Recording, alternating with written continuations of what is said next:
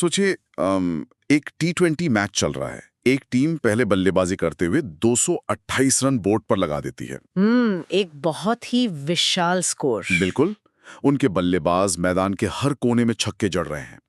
बाहर से देखने पर ऐसा लगता है कि मैच तो बस अब मुट्ठी में है। लेकिन अंदर ही अंदर उन्हें भी शायद पता होता है कि कुछ गड़बड़ है। हाँ, और फिर वही होता है।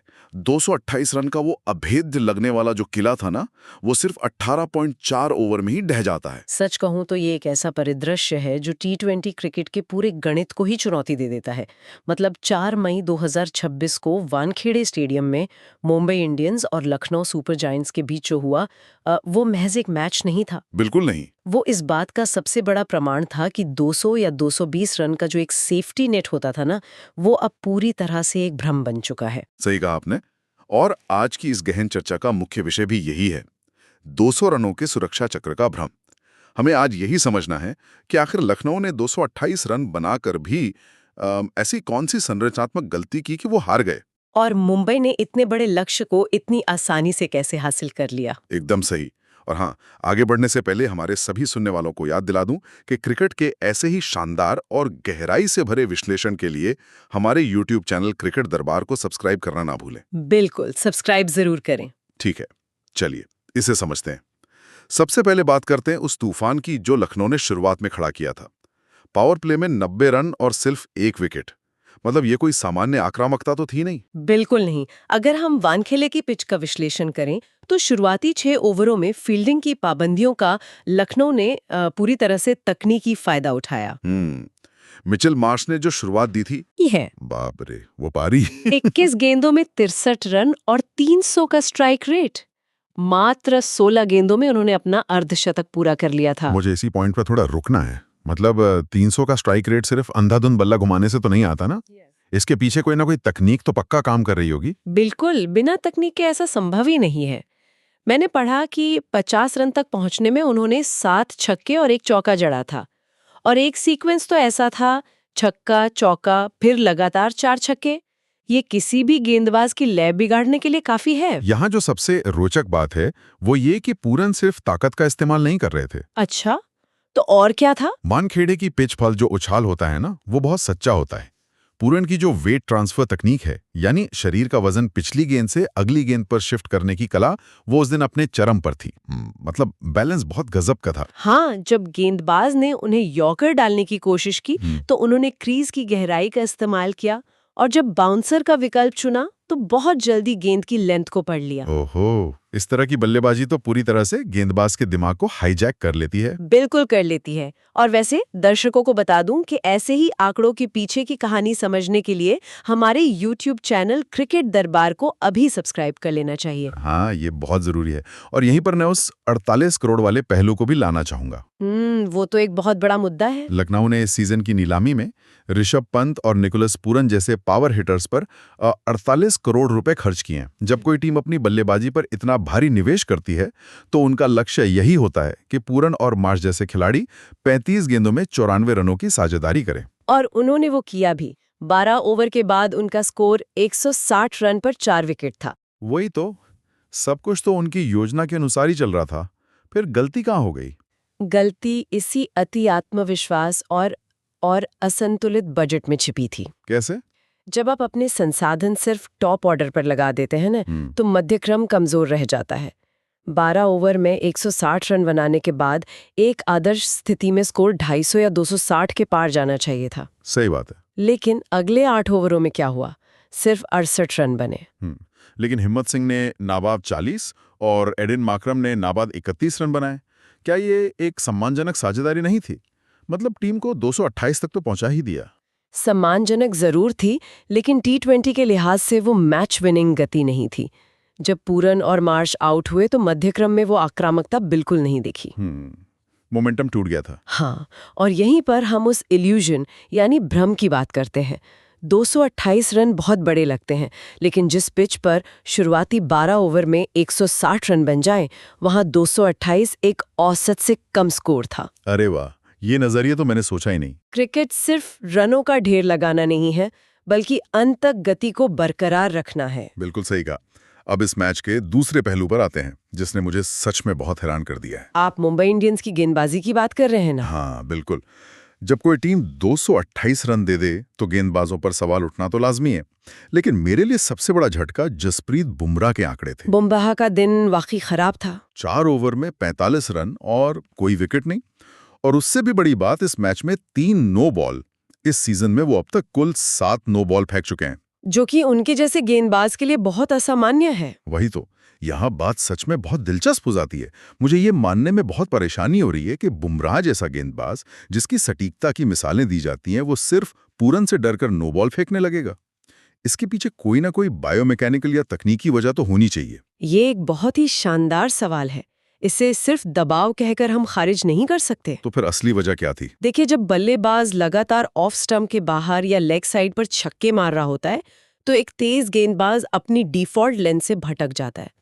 बुमराह यॉर्कर के मास्टर हैं, ये हम सब जानते हैं। हाँ बिल्कुल। लेकिन वानखेड़े जैसी पिच पर जब बल्लेबाज क्रीज में बहुत पीछे खड़ा हो, तो परफेक्ट यॉर्कर डालने के लिए गेंदबाज को अपनी रिलीज में एक एक्स्ट्रा एफर्ट यानी अतिरिक्त जोर लगाना पड़ता है। अच्छा, और उस अतिरिक्त जोर से क्या होता है? उसी अतिरिक्त जोर के कारण उनका रन अप स्ट्राइड यानी उनका जो आखिरी कदम होता है, वो थोड़ा सा लंबा हो जाता है।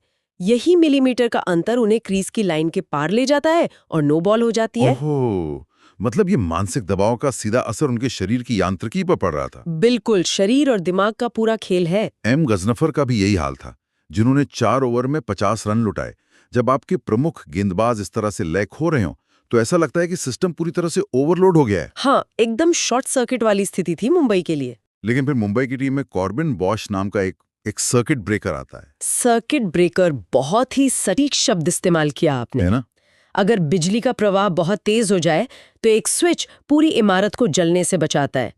कॉर्बिन बॉश ने ठीक वही काम किया, और वो भी क्या शानदार तरीके से। एक तरफ रनों का सैलाब आ रहा था और बॉश ने अपने 2 ओवर में मात्र 20 रन देकर 2 विकेट झटके। और वो 2 विकेट कोई आम विकेट नहीं थे। उन्होंने एक ही ओवर में निकोलस पूरन और मिचेल मार्श दोनों को पवेलियन भेज दिया। वही टर्निंग पॉइंट था। पर उन्होंने ऐसा क्या अलग किया जो बुमराह और गजनीफर नहीं कर पा रहे थे? बॉश ने लेंथ के साथ खिलवाड़ करने के बजाय गति में बहुत बेहतरीन मिश्रण किया। जहां बुमराह तेज यॉर्कर की कोशिश कर रहे थे, बॉश ने हार्ड लेंथ पर गेंद डाली। हार्ड लेंथ मतलब जहां से शॉट मारना मुश्किल हो। हाँ, पिच के उस हिस्से पर गेंद डाली जहां से बल्लेबाज के लिए शॉट के नीचे आना सबसे मुश्किल होता है। उन्होंने पिच की ग्रिप का इस्तेमाल किया और अपनी गति को कम कर दिया। Smart bowling. बिल्कुल। इससे पूरन और मार्श, जो 140 के रफ्तार के आदी हो चुके थे, वो पूरी तरह चकमा खा गए। अगर बॉश उस एक ओवर में ब्रेक नहीं लगाते ना, तो स्कोर बहुत आसानी से 250 या 600 के पार जा सकता था। और यही वो 20-30 रनों का अंतर है जिसने मुंबई को मनोवैज्ञानिक तौर पर मैच में बनाए रखा। सही कहा आपने। लेकिन बॉश के उस शानदार ओवर के बावजूद 229 का लक्ष्य कोई मजाक तो था नहीं। ये एक पहाड़ है। हाँ, बहुत बड़ा पहाड़। ऐसे लक्ष्य का पीछा करते समय रिक्वायर्ड रन रेट पहली गेंद से ही 11 के पार होता है। मुंबई के ओपनर्स रोहित शर्मा और रायन रिकेल्टन जब मैदान पर आए तो उनके पास सेट होने का कोई समय नहीं था। उन्हें पहली गेंद से ही मारना था। और फिर जो हुआ वो T20 बैटिंग की एक मास्टर क्लास थी। बिल्कुल थी। 10.5 ओवर में 143 रनों की ओपनिंग साझेदारी। मतलब सोचिए जरा, ये सिर्फ गेंदों को बाउंड्री के पार भेजने के बारे में नहीं था। ये लखनऊ के उस पूरे 48 करोड़ वाले बजट के आत्मविश्वास को तोड़ने के बारे में था। लखनऊ के गेंदबाज तो बेबस नजर आ रहे थे। लखनऊ ने गेंदबाजी पर ध्यान ही नहीं दिया था अपनी नीलामी में। शमी, मोहसिन खान और सिद्धार्थ जैसे गेंदबाजों के पास इस आक्रामकता का कोई जवाब ही नहीं था। रोहित शर्मा की पारी की तो अलग ही बात करनी होगी। हैमस्ट्रिंग की चोट के बाद वो वापसी कर रहे थे। और क्या वापसी थी। 44 गेंदों में 84 रन, जिसमें 7 छक्के और 6 चौके शामिल थे। 190.91 का स्ट्राइक रेट, मात्र 27 गेंदों में अर्धशतक। एक कप्तान की क्लासिक हिटिंग थी वो। मुझे यहाँ एक बात समझनी है, जब किसी खिलाड़ी की हैमस्ट्रिंग में चोट होती है तो उसका फुटवर्क, खासकर आगे बढ़कर खेलने की क्षमता, वो कमजोर हो जाती है ना। हाँ, काफी असर पड़ता है। फिर रोहित ने इतनी क्लासिक हिटिंग कैसे कर ली? अगर हम इस तकनीकी पहलू पर गौर करें तो हैमस्ट्रिंग की चोट ने रोहित को एक तरह से उनकी सबसे बड़ी ताकत पर निर्भर होने के लिए मजबूर कर दिया। वो कैसे? जब आप आगे बढ़कर ड्राइव नहीं कर सकते तो आप अपनी क्रीज की गहराई का इस्तेमाल करते हैं।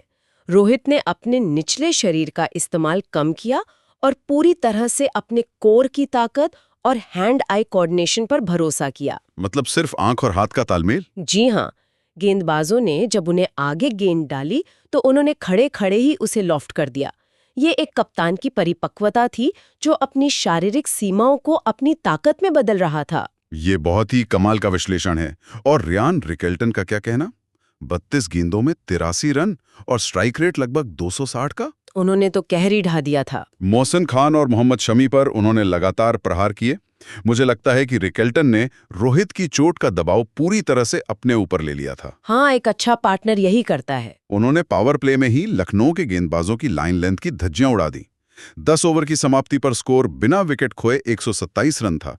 तो इस सब का मतलब क्या है? क्या मतलब है? इसका सीधा सा मतलब ये है कि मुंबई के ओपनर्स ने 228 रनों के स्कोर को एक मनोवैज्ञानिक बोझ बनने ही नहीं दिया। बिल्कुल सही। जब विपक्षी टीम के दोनों ओपनर 190 और 260 के स्ट्राइक रेट से खेल रहे हो, तो कप्तान की सारी रणनीतियां और फील्ड प्लेसमेंट धरी की धरी रह जाती हैं। राहुल को समझ ही नहीं आ रहा होगा कि क्या करें। लखनऊ के गेंदबाजों को समझ ही नहीं आ रहा था कि वो यॉर्कर डालें, बाउंसर डालें या फिर गति कम करें। इसी आक्रामकता का नतीजा था कि रिक्वायर्ड रन रेट कभी भी उनके नियंत्रण से बाहर हुआ ही नहीं। एकदम स्मूथ चेज लग रहा था। और हाँ, दर्शकों को बता दूं कि रोहित की इस क्लासिक हिटिंग की हाइलाइट्स और ऐसे ही शानदार एनालिसिस के लिए याद से क्रिकेट दरबार यूट्यूब चैनल को सब्सक्राइब करें। वहां हम इन तकनीकी चीजों को बहुत अच्छे से डिकोड करते हैं। बिल्कुल, वो चैनल तो मस्त सब्सक्राइब है। लेकिन देखिए, जब भी इतनी बड़ी ओपनिंग साझेदारी होती है तो अमूमन मैच एक तरफा हो जाता है। हाँ, ज्यादातर ऐसा ही होता है। लेकिन क्रिकेट का खेल कभी भी एक सीधी लकीर में तो चलता नहीं। 143 रन पर पहला विकेट गिरने के बाद मुंबई के मध्यक्रम में थोड़ी सी घबराहट जरूर नजर आई थी। घबराहट तो थी। सूर्य कुमार यादव और तिलक वर्मा जल्दी आउट हो गए थे। हाँ, स्काई 12 रन और तिलक 11 रन बनाकर आउट हो गए। क्या आपको एक पल के लिए भी लगा कि मुंबई यहां से मैच हार सकती है? एक पल के लिए तो लगा था। क्योंकि T20 में हमने कई बार देखा है कि बड़े लक्ष्य का पीछा करते हुए 2 सेट बल्लेबाजों के आउट होने पर डॉट बॉल्स का जो दबाव होता है वो टीम को ले डूबता है। ये एक बहुत ही महत्वपूर्ण मोड़ था। जब सूर्य कुमार यादव और तिलक वर्मा जैसे खिलाड़ी जल्दी आउट होते हैं तो नए बल्लेबाजों के लिए उसी 11 या 12 के आस्किंग रेट को बनाए रखना बहुत मुश्किल हो जाता है। दबाव एकदम से बढ़ गया होगा। बिल्कुल। लखनऊ के गेंदबाजों को लगा कि शायद यही वो पल है जहां से वे वापसी कर सकते हैं। लेकिन मुंबई इंडियंस ने जो चीज नहीं खोई वो था उनका धैर्य। और यही धैर्य नमन धीर जैसे युवा खिलाड़ी की पारी में दिखा। कमाल की बल्लेबाजी की उसने। उन्होंने मात्र 12 गेंदों में नाबाद 23 रन बनाए। मुझे सबसे ज्यादा प्रभावित 18वें ओवर ने किया। मोहम्मद शमी जैसे दुनिया के बेहतरीन और अनुभवी गेंदबाज के खिलाफ एक युवा बल्लेबाज का छक्का और चौका जड़ना, वो भी इतने दबाव वाले मैच में। हाँ, ये दिखाता है कि टीम का माहौल कितना सकारात्मक रहा होगा उस वक्त। नमन धीर की वो पारी असल में उस 228 रन वाले इल्यूजन को तोड़ने का आखिरी हथौड़ा थी। शमी अनुभव के धनी है, लेकिन जब नमन धीर ने उनके खिलाफ वो आक्रामकता दिखाई तो वो सिर्फ रनों के बारे में नहीं था। तो वो और क्या था? वो इस संदेश के बारे में था कि मुंबई की बल्लेबाजी में गहराई है। और फिर विल जैक्स ने आकर जो किया वो तो महज एक औपचारिकता थी। 4 गेंदों में नाबाद 10 रन। हाँ, और 18.4 ओवर में आवेश खान की गेंद पर छक्का जड़कर मैच को ही खत्म कर दिया। 18.4 ओवर मतलब 8 गेंदें अभी भी बाकी थी। 229 रनों का लक्ष्य और 8 गेंद शेष रहते हुए जीतना, ये कोई मामूली बात नहीं है। बिल्कुल भी नहीं। लेकिन इस मैच का नतीजा सिर्फ वानखेड़े के स्कोरबोर्ड तक सीमित नहीं रहता। इसका असर पूरे टूर्नामेंट और पॉइंट्स टेबल पर भी पड़ा है। ये मैच असल में वुडन स्पून की लड़ाई थी। अगर हम इसको बड़े पैमाने पर देखें तो वुडन स्पून खेल की दुनिया में इस शब्द का इस्तेमाल उस टीम के लिए किया जाता है जो अंक तालिका में सबसे निचले पायदान पर रहती है। और कोई भी टीम वहां नहीं रहना चाहती। बिल्कुल। इस मैच से पहले दोनों टीमें निचले हिस्से में संघर्ष कर रही थीं। हाँ, और अगर हम मौजूदा अंक तालिका पर नजर डालें तो 8वें स्थान पर KKR है, जिनके 7 अंक हैं।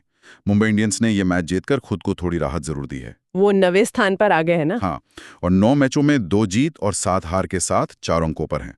और उनका नेट रन रेट -0.803 है। लेकिन लखनऊ का क्या? लखनऊ की हालत तो और खराब हो गई है। वो अब 8 मैचों में 2 जीत और 6 हार के साथ 10वें स्थान पर खिसक गए। उनका नेट रन रेट -1.106 तक गिर चुका है। इतने विशाल स्कोर के बावजूद लखनऊ की ये लगातार 5वीं हार है। मेरा मतलब है 48 करोड़ रुपए सिर्फ ऋषभ पंत और निकोलस पूरन पे खर्च कर दिए गए। अगर इस पूरी रणनीति का गहराई से विश्लेषण किया जाए तो ये मैच एक बहुत बड़ी केस स्टडी बन गया है। कैसे? लखनऊ की रणनीति में भारी खामी है।